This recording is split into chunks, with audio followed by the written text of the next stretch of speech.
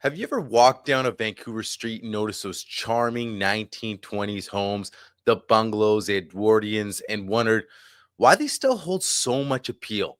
Today, we're diving into what makes these homes so timeless, what to watch for if you're buying one, and why they remain so loved nearly a century later. I am back at it with another real estate reality check, this time talking about those century old homes. They look beautiful from the outside, and a lot of them are. But if you're in the market for one, I'm going to break it all down in this video, what to look for and why they're still so popular. Guys, if you're loving what you're seeing and kind of new to the channel, or you've been hanging out and watching the videos, make sure you go down and subscribe to the channel, join the family, share the videos. That all helps the channel. And I keep bringing this content to you guys. And let's get into it right now. Waste no time. Little history here. After World War I, Vancouver experienced a huge population boom. Families were moving west. They were looking for stability and a sense of community. These 1920s homes were built for that lifestyle. They were solid, comfortable, and designed for family life. There's neighborhoods like Strathcona, Mount Pleasant, the Kensington Cedar Cottage, places in East Van were filling up with these bungalows and Edwardian style homes. Kids could play safely on the streets. Neighbors, they really knew each other. Imagine kids running down these streets back in the day. They weren't busy, people cutting around, through side streets to get to a main street. This was a different time, a small place, and a real huge sense of community. You notice the front porches in a lot of these homes as well. People hung out in the front and really got to know their neighbors. So a real sense of community there. But like back then, homes reflected a different lifestyle, right? You look at storage, it was minimal. Closets were tiny because families just didn't own much. And the concept of a walk-in closet, that did not exist. Kitchens were smaller, rooms smaller, because life was just simpler. But today, that original layout now gives these homes a cozy, character-filled feel. So let's talk about why people still love these homes. Why are they so sought after? Well, I'm going to give you three big reasons. Character and charm. There's original woodwork. A lot of these, homes were built with old growth fir wood, right? So a lot of the wood casings were fir, solid, thick fir. Your hardwood flooring, beautifully done, detailed hardwood floor, and a lot of that original flooring still in these homes today. And they've really been brought back to life. You look at some of the bay windows and some of the built-ins. Every home around Vancouver with all these characteristics are so unique. You go from one home to the next, and you're really not going to see the same thing, right? Even when it comes to the fireplaces, right? All these homes had wood burning fireplaces in them and still do today. Now, you have to either get them retrofitted or up to code, but a lot of them are still in use. And it's super unique that you can still have this in a home today. But again, it wasn't one size fits all. There was a lot of this um real craftsmanship and attention to detail with these homes that make them very desirable today. And third, really a community and lifestyle. The streets lined with these homes create a neighborhood, right? They're not made up.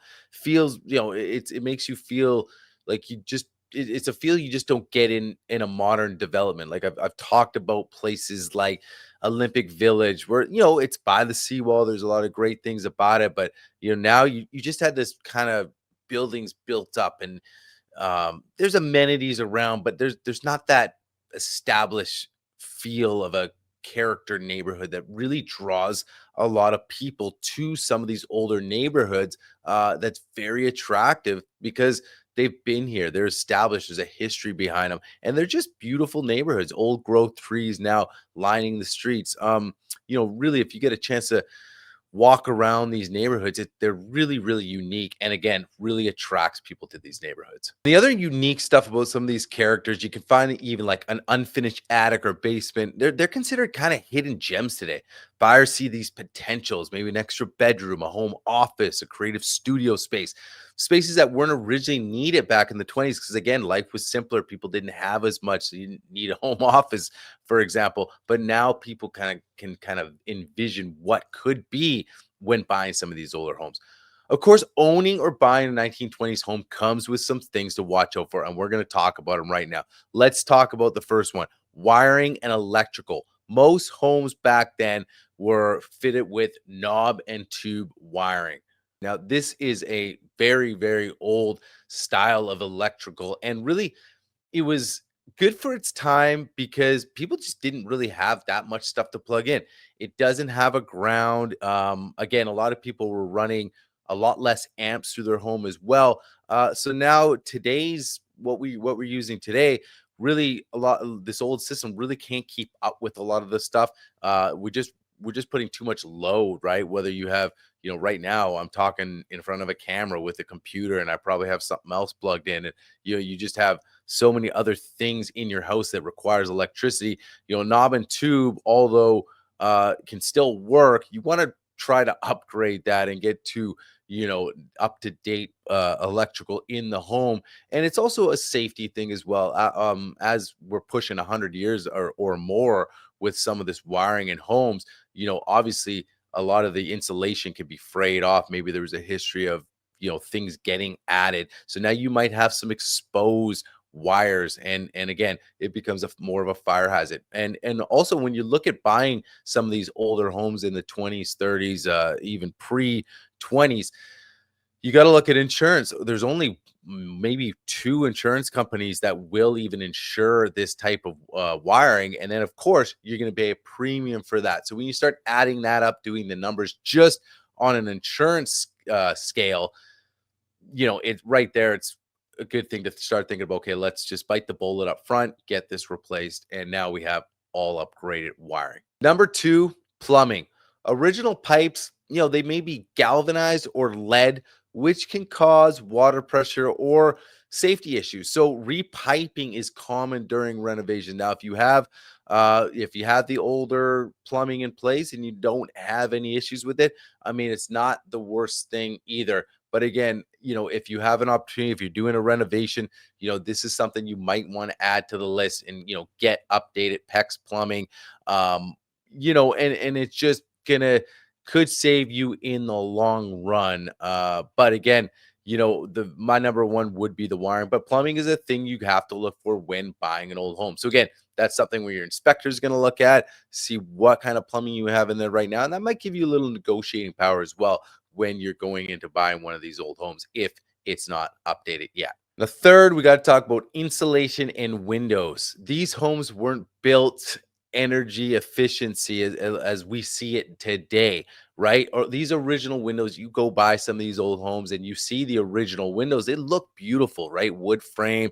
But if you're inside, you're talking about a single pane of glass.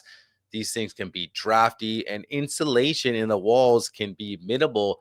If not, they can be even non-existent. So upgrades in this department can be necessary. Now, if you get outfitted with new windows, you're going to get an upgraded window, double pane glass, maybe even thicker, and more energy efficient. But again, if you don't have your walls insulated, it's going to help you with the draft around the window. But again, you're still going to lose some of that heat out of your house in the wintertime and stuff like that. So upgrading the windows is a great thing, but again, you want to look at sort of the overall upgrade when you're talking about insulating the house to be the most energy efficient it can be, especially up to today's standards. So that's something to think about again when you're going into one of these homes. I got to talk about storage. Tiny closets, limited cabinetry reflect a time when families owned far less. Today, adding clever storage solutions is often part of a renovation. But despite these challenges, the value of these homes remain high because buyers love the character and they love the history of it.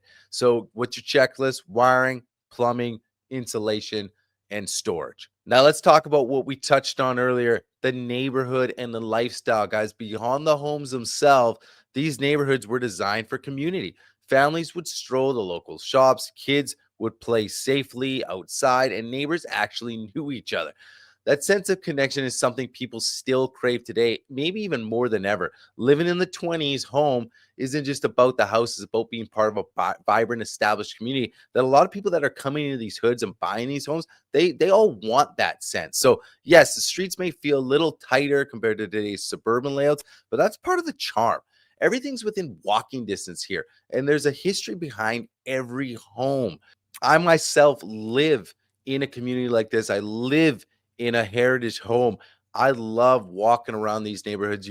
I take the dog out for a walk. I take the family around, and I'm still amazed by the uniqueness of each one of these character homes. And some of them have been beautifully redone, beautifully brought back to life.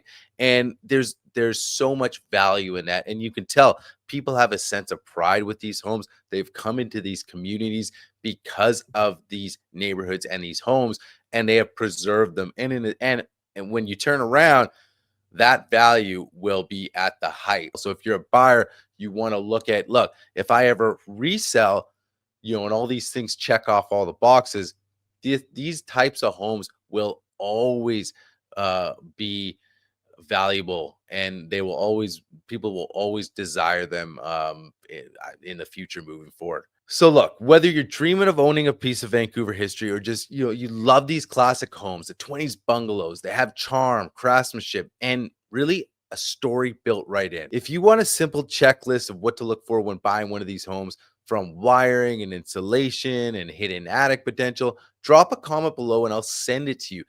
Don't forget to subscribe so you don't miss the next episode. We're going to jump into a series of these homes. We are going to explore the 30s, the 40s. We're going to talk Vancouver specials. So we're going to go through all the eras, the pros and the cons of each. But it's a lot of fun because, again, when you're looking to buy, every house is unique, especially in these East Vancouver neighborhoods. You have so many different eras throughout, and you really want to know what you're getting into with each one of them. So again, I can help you guys break that down and what to look for, what to, where there's red flags, and we can do that whole process and walk you through. So like I said, guys, all my information, again, in the description. Feel free to drop me a text, a call, book a call in my calendar, and we'll set you up. Book a call in my calendar, and I would love to talk you through all this and talk real estate. So guys, that is